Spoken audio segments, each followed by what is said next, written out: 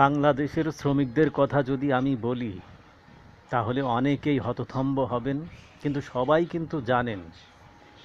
কিন্তু প্রতিবাদ আর প্রতিঘাত, সারা দিন সারা রাত সবাই দেখছে।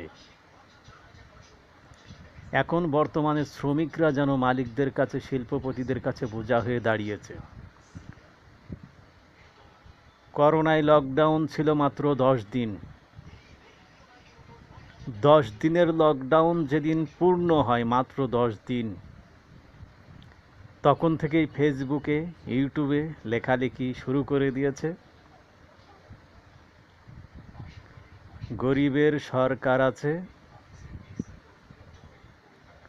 বড়লোকের আছে ধন,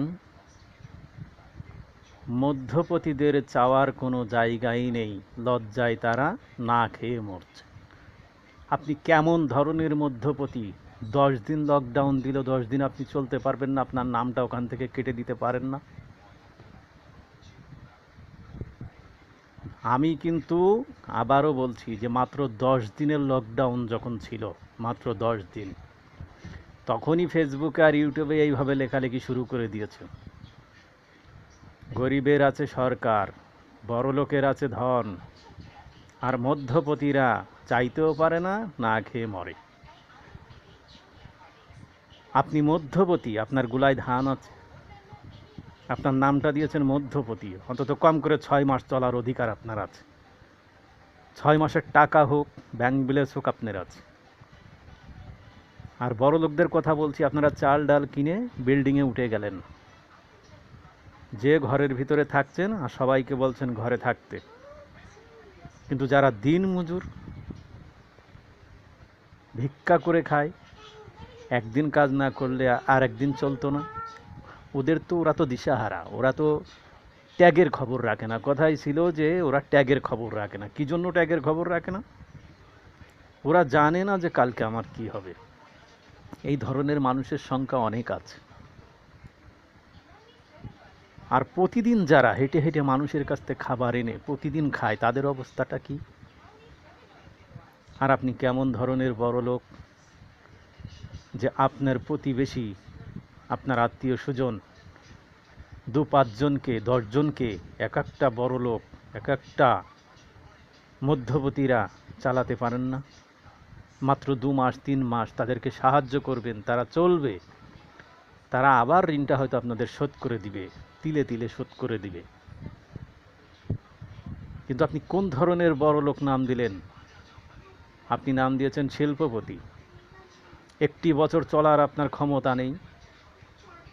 যাদের হাতের কামাইতে আপনি কোটিপতি হয়েছেন, বিলিয়ন বিলিয়ন টাকা কামাই করেছেন, একটা ফ্যাক্টরি থেকে 5টা ফ্যাক্টরি করেছেন, আপনি কোন ধরনের শিল্পপতি হলেন যে একটি বছর না, মাত্র 2-3 মাস শ্রমিকদেরকে চালিয়ে কোনো রকম জানে বাঁচিয়ে রাখবেন?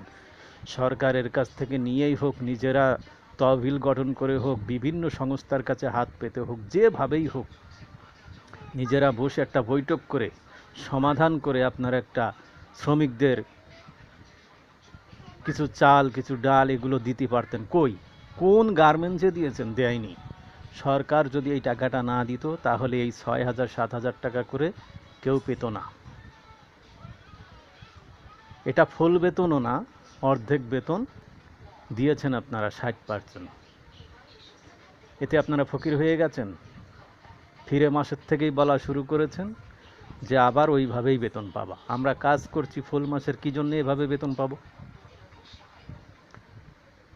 আমি প্রশ্নটা কার কাছে করব? বিচারটা কোন জায়গায় দেব? এ তো বিচার দেওয়ার কোনো জায়গায় আমি দেখছি না। যার কাছে বিচার দেই, যার পেটে আঘাত লাগে, সে রাস্তা আটকায়ে দেয়, পুলিশ এসে ছত্রভঙ্গ করে দেয়। না আছে এর কোনো বিচার, না আছে এর কোনো ফয়সালা। এরা 10 জায়গায় শ্রমিকরা দৌড়োদৌড়ি করে তারপরে একটা সিদ্ধান্তই পৌঁছায়, দেখা যায় সীমিত কিছু টাকা তারা পায়। আর যে চাইতে না পারে, দৌড়াতে না পারে, তার আর বিপদের আর কোনো শেষ থাকে না। আপনি কেমন ধরনের শিল্পপতি যে 3-4 মাস আপনি শ্রমিকদেরকে চালাতে পারবেন না? এখনই শ্রমিক ছাড়াই শুরু করেছেন আপনি? শ্রমিকরা এতটা বোঝা হয়ে গেল আপনার কাছে?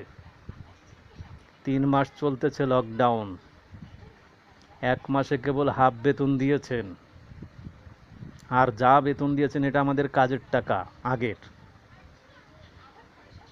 কোনো সোয়েটার ফ্যাক্টরিতে তো 2 মাস 3 মাস বন্ধ দিয়েছে, একটি টাকাও দেয়নি।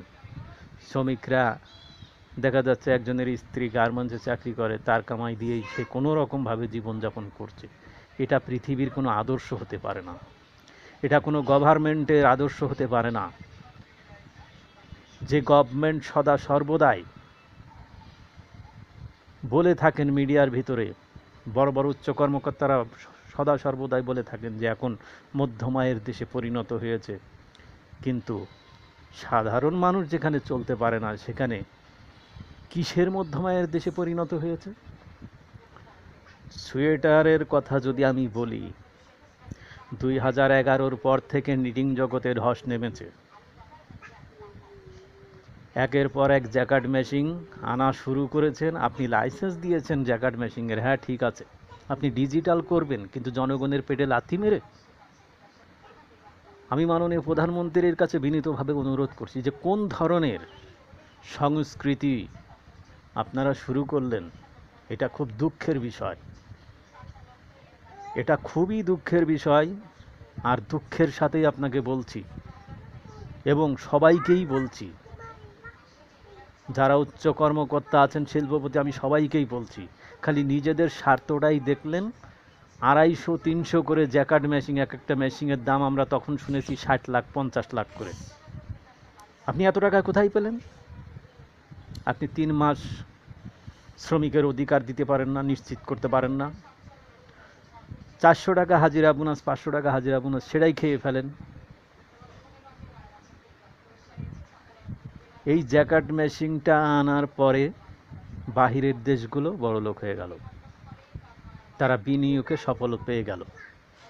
আর আমার দেশের লক্ষ লক্ষ সোয়েটার শ্রমিক, যারা 20,000 টাকা কামাই করতো রাত দিন খেটে, 25,000 টাকা কামাই করতো, 15,000 টাকা কামাই করতো, সর্বনিম্ন 10,000 টাকা কামাই করতো, তাদের মনে একটা আশা ছিল, আকাঙ্ক্ষা ছিল যে আমাদের এখন আর বিদেশ যেতে হবে না, আমরা আর বিদেশের প্রতি আমাদের এত কোনো আগ্রহ নাই, আমরা শ্রমিক, আমরা এদেশেই, আমরা সোয়েটারে কাজ করে রাত দিন খেটে আমরা 20-25 হাজার টাকা বেতন পাই। রাস্তায় যখন যায়, রাস্তাঘাটে ফলমূল দেখলে আমরা কিনে খেতাম, আমাদের অন্তরটা ভালো লাগতো, শরীরে শক্তি পেতাম, সরকারের প্রতি একটা আশ্বাস্ত থাকতো, যেই গভর্নমেন্ট মনে হয় আমাদের খুব ভালো গভর্নমেন্ট, কাজের কোনো অভাব নাই, আমাদেরকে কাজ দিচ্ছে, আমরা দু হাতের কামাই খাচ্ছি, এটা আমাদের কাছে খুব ভালো লাগতো। এখন কোন কারণে, কোন ডিজিটাল করতে গিয়ে মানুষের রুটি রুজির পরে আঘাত আনলো, এটাই আমার সবচাইতে কষ্টের বিষয়। এটা আমার নয়, এটা গোটা জাতির কষ্টের বিষয়। চাকরির খোঁজে মানুষ শহরে আসে, পরিশ্রম করে খেতে চায়, যখন পরিশ্রম থাকে না তখন তারা অন্য পথে পাড়া দেয়, আর এজন্য তাদের মৃত্যু বরণ করতে হয়, কখনো মাদক, কখনো অন্য বিভিন্ন পথে। কোন কথাটা বলবো, প্রত্যেকটা পথে তখন তারা ধাবিত হয়ে যায় কাজ না পাওয়ার কারণে। এগুলো ব্যর্থতা, এগুলো দেশের কর্মকর্তাদের ব্যর্থতা। আমি বিনীতভাবে অনুরোধ করছি প্রত্যেকটা শিল্পপতিকে, মাননীয় প্রধানমন্ত্রীকে, আপনারা দয়া করে অবিলম্বে ডিজিটাল করছেন কিন্তু অধিকার সুরক্ষা ঠিক মতো করে দেবেন, এটা আপনাদের কাছে আমাদের দাবি। আমাদের জীবন তো 10 বছর চাকরি করে চলেই গেল, কিন্তু নতুন প্রজন্মের অবস্থাটা কি হবে? একেই তো সৃষ্টিকর্তার গজবে আমরা জড়িয়ে গেছি, তারপরেও আবার পৃথিবীর মানুষের গজবও যদি আমাদেরকে সইতে হয়, বেঁচে থাকাটাই বেকার। তাই অন্য ফ্যাক্টরিতেও এই ডিজিটাল করতে করতে করতে করতে হাজার হাজার জ্যাকার্ড মেশিনগুলো ভরে ফেলেছে। সেই জ্যাকার্ড মেশিন আসার পরেই আমাদের নাজেহাল অবস্থা শুরু হয়েছে। সেই সমস্ত জ্যাকার্ড মেশিনগুলোকে আপনারা একের পর এক লাইসেন্স দিতে দিতে এমন দেওয়া দিলেন যে প্রত্যেকটা ফ্যাক্টরিতেই এখন 250-300 করে মেশিন, প্রত্যেকটা 1000 পর্যন্তও মেশিন আছে, 2000 পর্যন্তও মেশিন আছে। এক একটা অপারেটরে 6টা-7টা করে মেশিন চালায়, বেতন মাত্র 12,000 টাকা। কি দিয়েছেন আমাদেরকে? কি দিলেন? যেখানে হাজার হাজার শ্রমিক কিছু টাকা পেলে মাস শেষে ফুটপথের রাজা তারা, প্রত্যেকটা শ্রমিক ফুটপথের রাজা তারা। আর গভর্নমেন্ট তো গভর্নমেন্টই। জনগণের পকেট যখন গরম থাকে, গরিবের পকেট যখন গরম থাকে, তখন বলা যায় যে আমার দেশ মধ্যম আয়ের দেশ। জনগণের পকেট যখন ভারী থাকে, জনগণ যখন চার দোকানে বিভিন্ন জায়গায়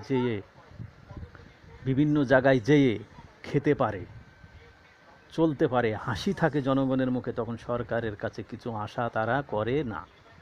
সরকারের কাছে তারা এটাই আশা করে, সরকারের কাছে তারা একটাই আশা করে, কিছু পেতে। কি পাওয়া? যেন সরকারের কাছে আমরা একটি কাজ পাই, আর সরকার যেন বিনিয়োগ করে, শিল্পপতিরা যেন বিনিয়োগ করে। এটাই হলো জনগণের আশা আকাঙ্ক্ষা। কি পেয়েছি আমরা এই দেশে? জ্যাকার্ড মেশিন দিয়ে ডিজিটাল করে ভরে ফেললেন। আবার এখন শুনছি গার্মেন্টসেও বলে ডিজিটাল মেশিন আনছেন।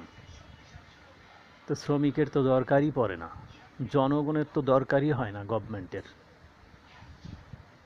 তো জনগণের যদি দরকার না হয়, আপনি ডিজিটাল দিয়েই চালান দেশ, আর গরিবের পেটে লাথি মারেন, আর সৃষ্টিকর্তাও লাথি মারতে জানেন।